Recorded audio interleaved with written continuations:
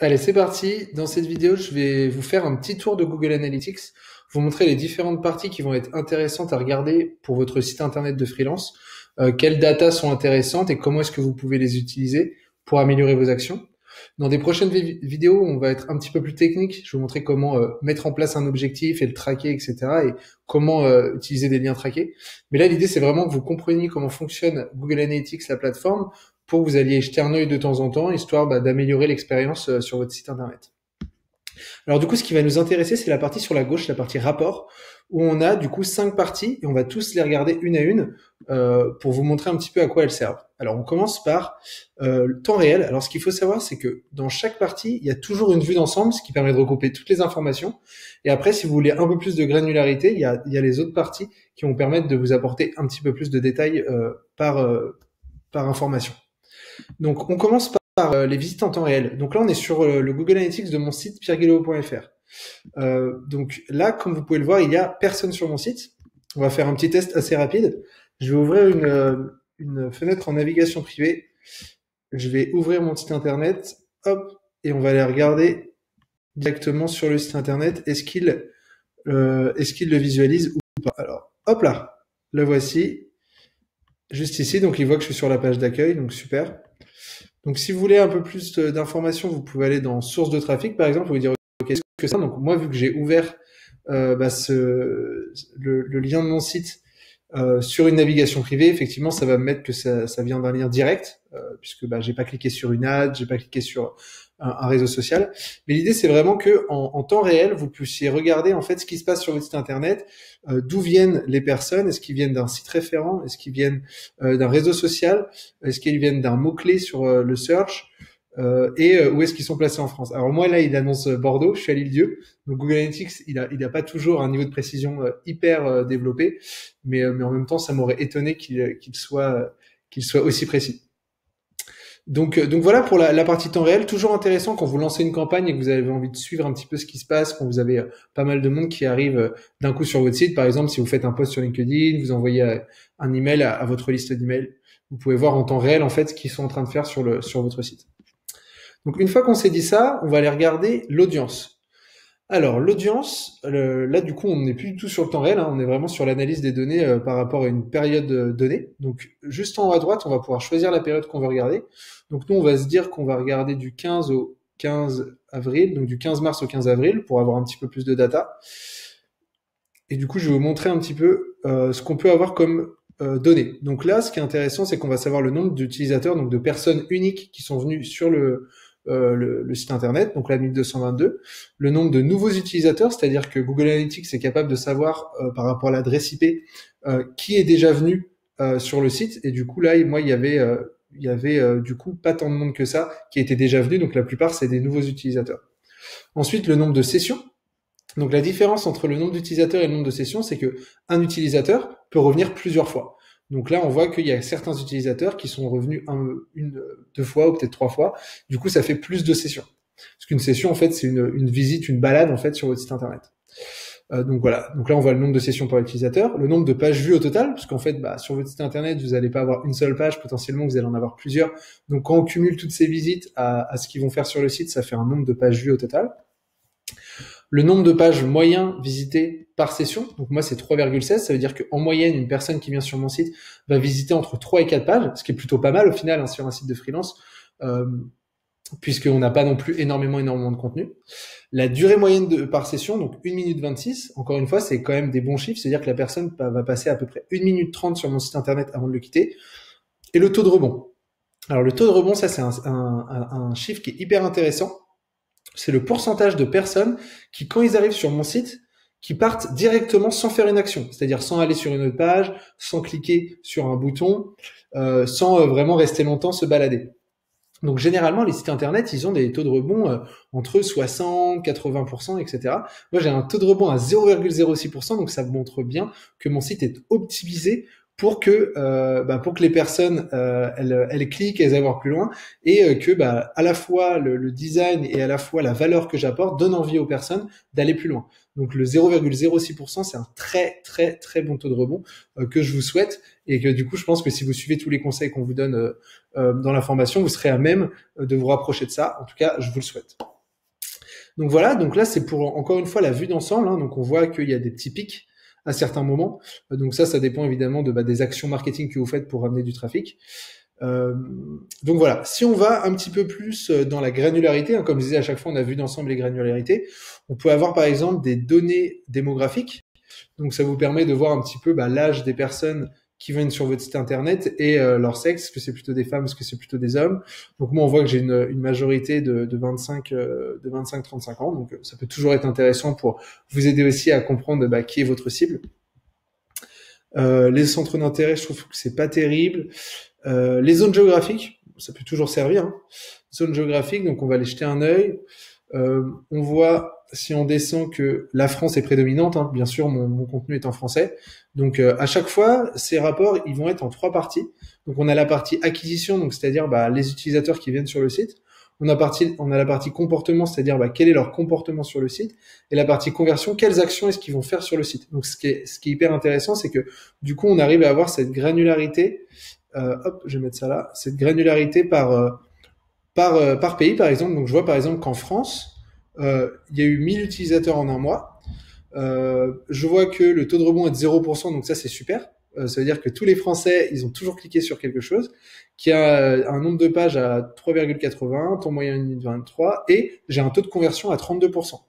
Donc là, je me dis, c'est super, ça c'est les gens qui s'inscrivent à ma newsletter. Je vous montrerai comment le faire tout à l'heure. Donc je suis capable de dire, ok, il y a 32% des personnes en France à chaque fois qui vont s'inscrire. Du coup, je peux dire, tiens, je vais aller regarder un petit peu les taux de rebond, par exemple. Et là, je vois que tout est à 0%, sauf, pouf, la Russie. Moi, je me dis, effectivement, peut-être que mon contenu, il est pas très optimisé pour le russe. Effectivement, c'est sûr qu'il est en français. Donc, c'est pour ça aussi que il y a des personnes qui doivent pas parler la langue et qui doivent partir, vu que je l'ai pas traduit en multisite. Si je regarde, par exemple, là, le Maroc, qu'est-ce qu'on voit? On voit que j'ai un nombre de pages par session qui est à 5, alors que les autres sont plutôt à 3. Donc ça montre que il y a des personnes, alors bien sûr, hein, les chiffres sont très faibles, c'est que 9 utilisateurs, donc faut pas se dire que c'est forcément comme ça, mais ça peut donner des idées de se dire, tiens, mais peut-être qu'au Maroc, mon contenu a une valeur perçue plus importante, j'apporte peut-être encore plus de valeur, et du coup, peut-être que si je devais faire des campagnes d'acquisition ou des campagnes pour ramener du trafic, je pourrais peut-être aller tester à Casablanca ou à Marrakech, parce que ça se trouve, j'aurais des meilleurs taux de conversion, un coût d'acquisition plus faible, etc. Donc, vous voyez, ça c'est ce genre d'informations qui peuvent être intéressantes. Donc voilà pour tout ce qui est démographique. Après, on va aller checker le mobile. Alors, ça, c'est hyper intéressant toujours de voir les personnes qui viennent sur votre site. Est-ce qu'ils viennent plutôt via un ordinateur ou via un mobile? Moi, vous voyez que je suis à 35% sur mobile. Donc, ça montre bien aussi l'importance d'avoir un site internet qui est responsive, qui apporte une bonne expérience à vos utilisateurs sur mobile et sur tablette, parce que sinon, en fait, ils vont partir. Donc là, ça peut être intéressant de regarder. Le taux de rebond est pas plus haut, donc ça c'est plutôt cool. Et j'ai même un taux de conversion qui est plus élevé que sur ordinateur. Donc ça c'est intéressant. Il est à 34% et le 30%. Donc l'idée, ça va encore une fois de nous dire, de permettre de vous dire, ok, peut-être que là sur mobile vous pourriez arriver à avoir un taux de conversion faible et vous dire ça veut dire que l'expérience n'est pas bonne sur mobile et du coup il faut absolument que je l'améliore. Voilà, ça vous permet d'avoir des billes sur ces sujets-là. Donc là, c'est déjà pas mal d'informations pour l'audience. Ça suffit largement, je pense, lorsqu'on est freelance. On va aller passer dans la partie acquisition. Donc acquisition comme d'habitude. On va faire un petit tour sur la vue d'ensemble. Alors, la vue d'ensemble. Hop là. Qu'est-ce qu'on voit? On voit dans un premier temps les canaux, comment est-ce qu'ils sont répartis. Donc c'est-à-dire le trafic que je ramène sur mon site internet, d'où est-ce qu'il provient. Donc on voit que j'ai 30% qui vient du trafic direct. Donc trafic direct, généralement, c'est quand les personnes vont taper pierreguilbeault.fr directement sur Google et ils vont arriver directement dessus. Ensuite, j'ai le social, 21%. Donc ça va être généralement du LinkedIn, ça peut être de l'Instagram, ça peut être du Facebook. 18% de l'organic search. Donc là, c'est le référencement naturel. Donc c'est-à-dire que c'est mon site internet qui est référencé sur Google et il y a des personnes qui tapent certains mots-clés et qui arrivent sur mon site. On a le referral. Donc là, c'est quand les personnes se partagent le lien entre eux. Donc c'est assez cool, hein, 15% de referral, donc ça veut dire que les gens se partagent le contenu.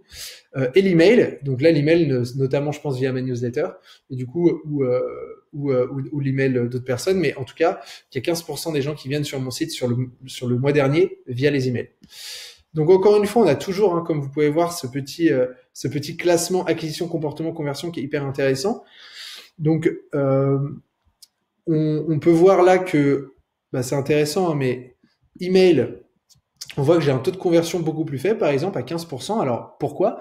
On pourrait se dire par exemple que il y a des chances que les personnes qui arrivent via l'email, c'est des gens qui sont déjà dans ma newsletter et donc du coup ils n'ont pas forcément besoin de s'inscrire parce qu'ils sont déjà inscrits. Peut-être qu'ils vont aller visiter un de mes articles de blog et donc c'est pour ça que le taux de conversion il est plus faible.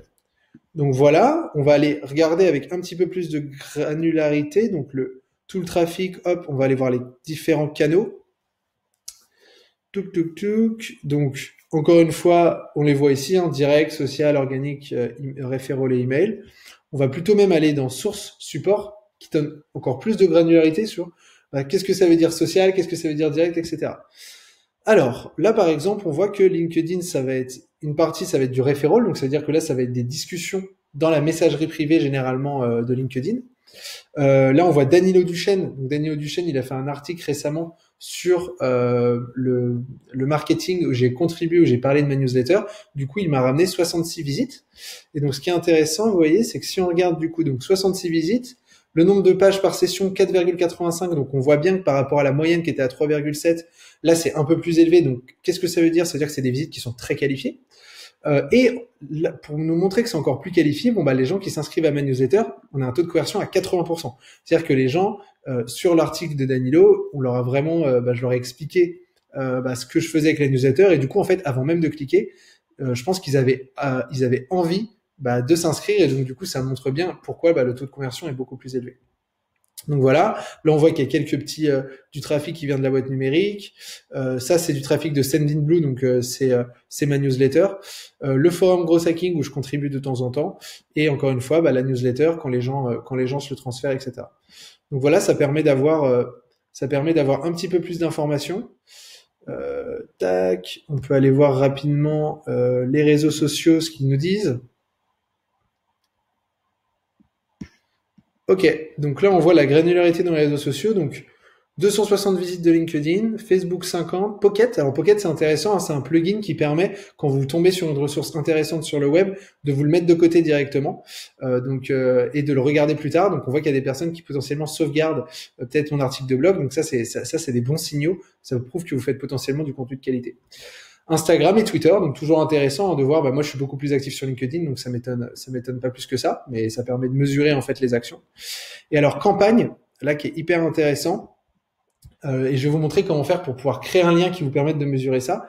Quand vous allez partager un lien, par exemple sur un post LinkedIn ou un lien dans un email, vous allez traquer ce lien avec un nom de campagne, et du coup, ça va vous permettre vraiment d'avoir une super granularité ici. Donc là, par exemple, moi, dans la bombe numéro 1, qu'on envoie, donc la première email de la newsletter, j'explique que j'ai une newsletter Les Petits Hacks Marketing. Sur le dernier mois, ça a ramené 7 utilisateurs et du coup 4 inscriptions. Donc là, ça me permet de mesurer cette action-là. Donc campagne, c'est vraiment hyper intéressant. Et là, en fait, tous les autres que vous voyez, Hack 01, Hack 02, Hack 71, c'est parce que je traque du coup aussi par rapport à mes différents emails de newsletter, je traque en fait le fait que quand il y a des gens qui se le transfèrent la newsletter et que du coup via cette newsletter ils s'inscrivent après, du coup moi je le vois ici. Donc en fait par exemple ça c'est mon email numéro 1 de ma newsletter, les gens se le transfèrent entre eux et du coup en fait ça me génère du trafic après sur mon site. Donc par exemple là 41 visites et 9 inscriptions. Donc c'est intéressant de voir que au final c'est le hack numéro 1 qui me ramène le plus d'inscriptions et le plus de visites.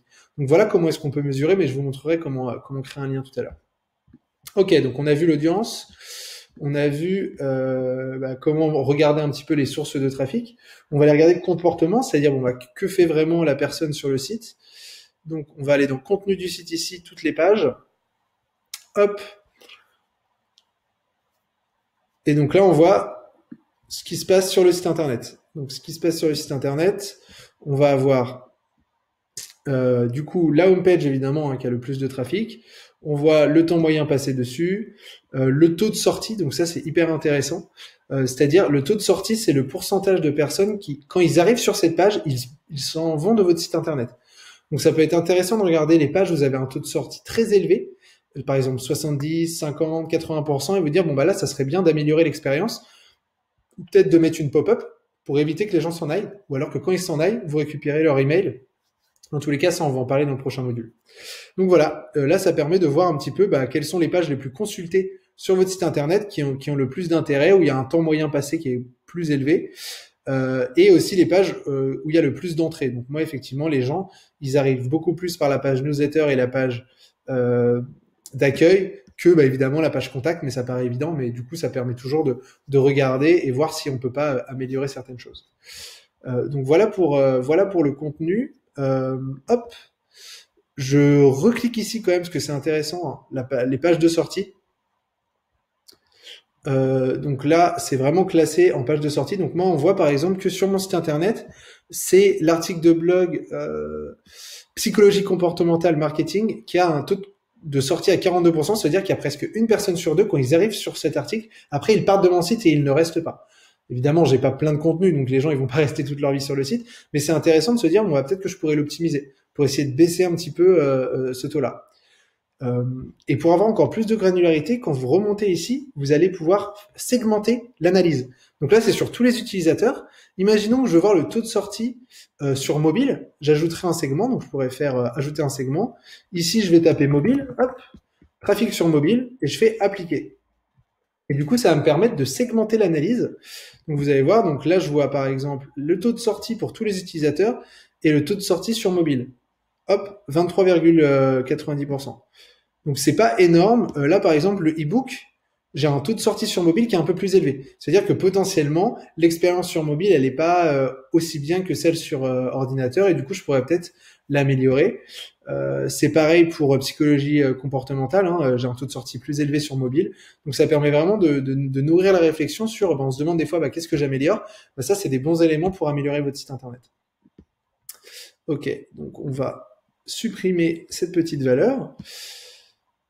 Une fois qu'on s'est dit ça, donc là, je pense que c'est déjà pas mal. Maintenant, on va aller sur conversion. Donc, le dernier rapport, et ça sera bon pour ce petit tour du propriétaire.